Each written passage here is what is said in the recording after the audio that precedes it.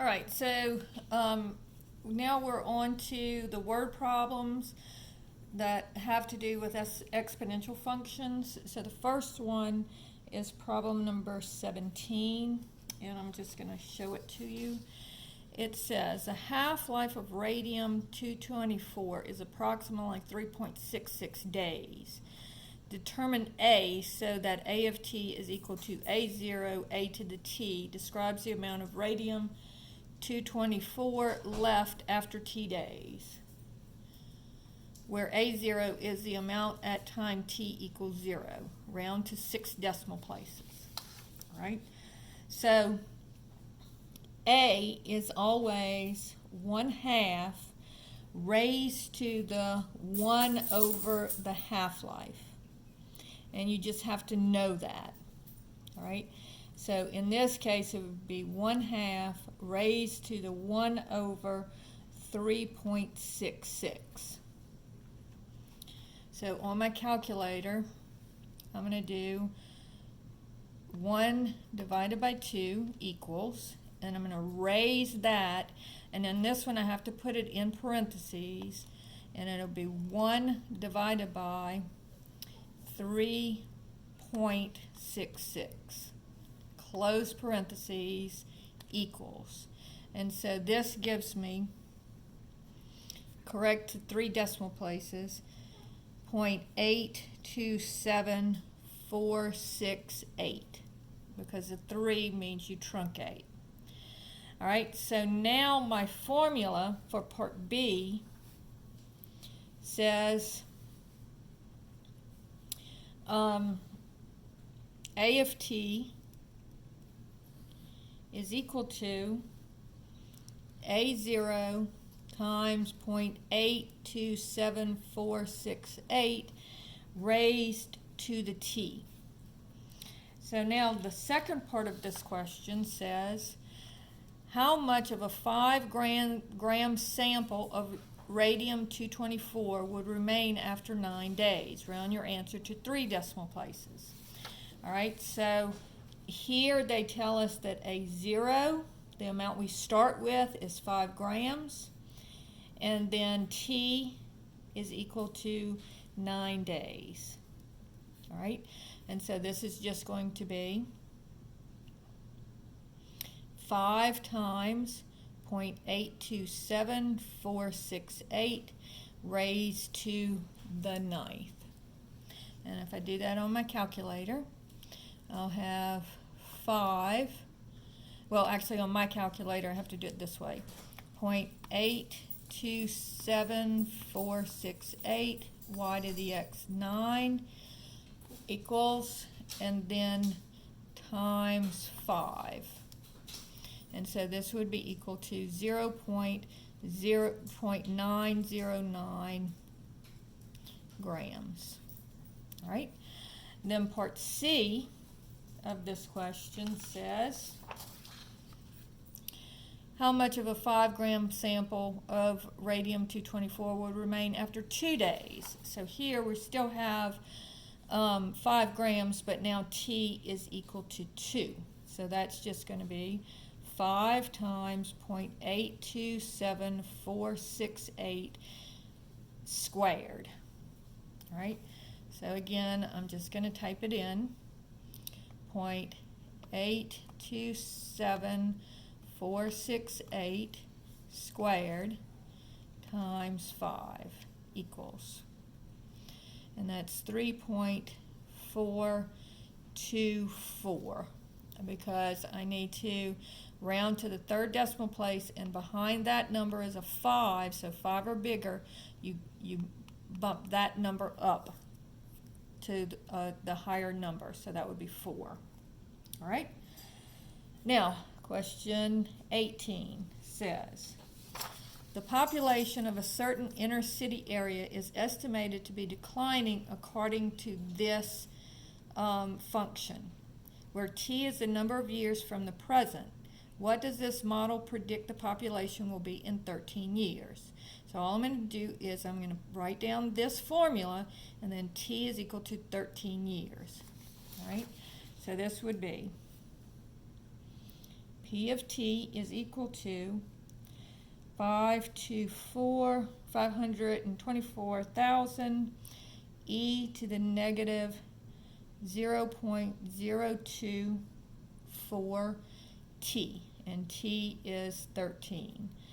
So that's going to be 524,000 e to the negative 0.024 times 13. Now, you may want to go ahead and do that, the exponent first on your calculator, but you don't have to. So again, on mine, I'm going to start with this and then multiply, because my calculator works a little different than most of y'all's. But this would be 0.024, change the sign on it, make it negative, times 13 equals, and then I'm going to do e to the x. So that's right here above my ln of x. And then multiply that times 524,000 equals, and that gives me 383,558, and they want us to round to the nearest person, and so that would be the correct answer. So it would have declined to 383,558 people. All right? Problem number 19 says the function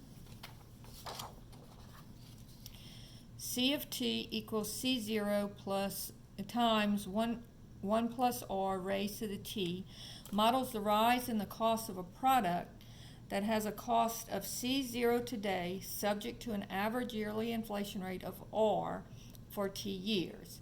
If the average annual rate of inflation over the next 5 years is assumed to be 3.5%, what will be the inflation-adjusted cost of a $248 bicycle be in 5 years? All right, so the C0 is $248. That's the cost right now. The interest rate's going to be 3.5% or 0.035, and the T will be 5 years. So let me write that information down. C of t is equal to C0 times 1 plus r raised to the t. And we know that C0 is equal to 248.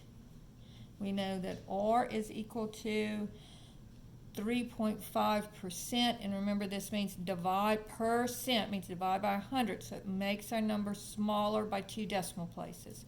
So that would be 0.035, and t here is equal to 5. So this is just going to be 248 times 1 plus 0.035 raised to the 5th. So I'm going to do that on my calculator.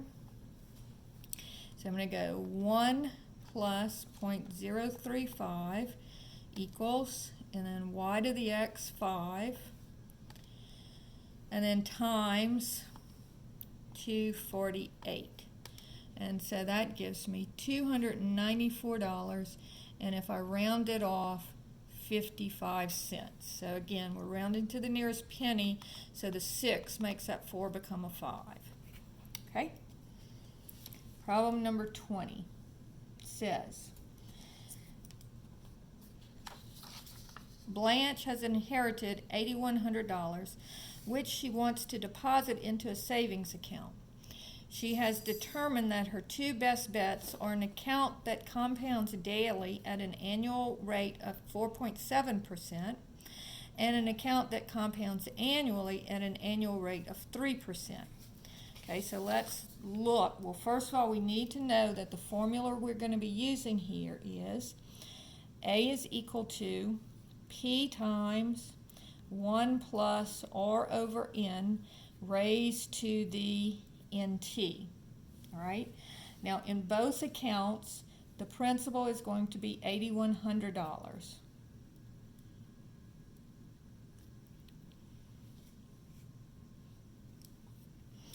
And it doesn't give us a number of years, so as long as we keep the number of years the same, so I'm going to make it will be judging the accounts correctly. So let's make T equal to 1 year. And then it says the first account, the interest rate is 4.7% or 0.047. And it's compounded daily, which means that it's compounded 365 times in a year. The second account is compounded, is a 3%, which is 0.03, and it's compounded annually, so it's only compounded once per year. All right, so plugging the numbers into this one, at the end of 1 year, she would have 8,100 times 1 plus 0.047 over 365 raised to the 1 times 365. So let's calculate that.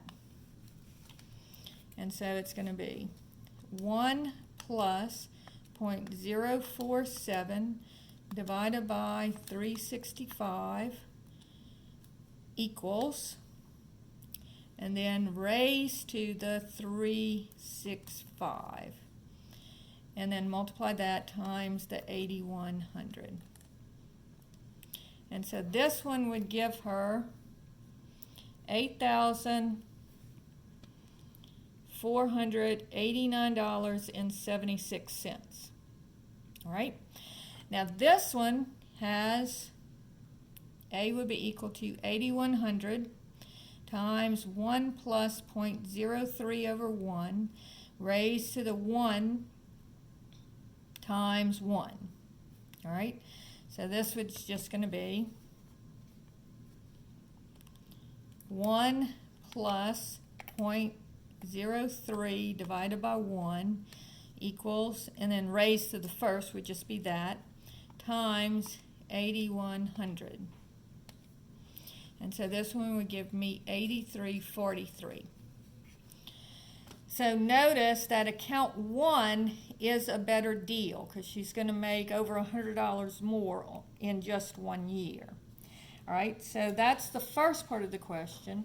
And then the second part of the question says, how much would Blanche make from the account 1 over 4.8 years? Okay, so now we're going to use the same values, but I'm going to let T equal 4.8. So this would be 8,100 times 1 plus, so the only thing I'm changing is the 1 year to 4.8. 0.047 over 365 raised to the 4.8 times 365. Now when I do this, I'm going to have to put my exponent or in parentheses, or you can do it ahead of time, either way. So this is going to be, let's see,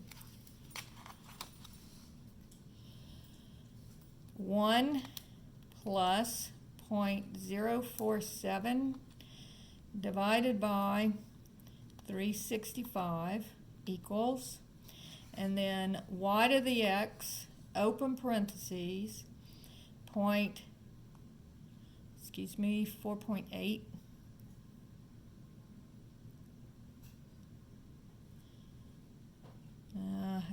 Let's see. I'm going to have to start over. Sorry, I've typed in the wrong thing.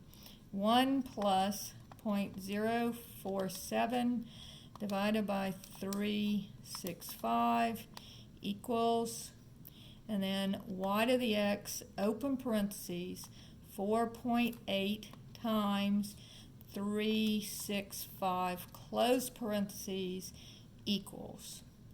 And that's going to be that, and then times the 8,100 is equal to $10,150.05. And so that's how much she would make in 4.8 years. And then finally, problem number 21 says, Tessa invests $5,500 in a new savings account which earns 4.2% annual interest compounded quarterly. what will be the value of her investment after 7 years? So this is the same formula.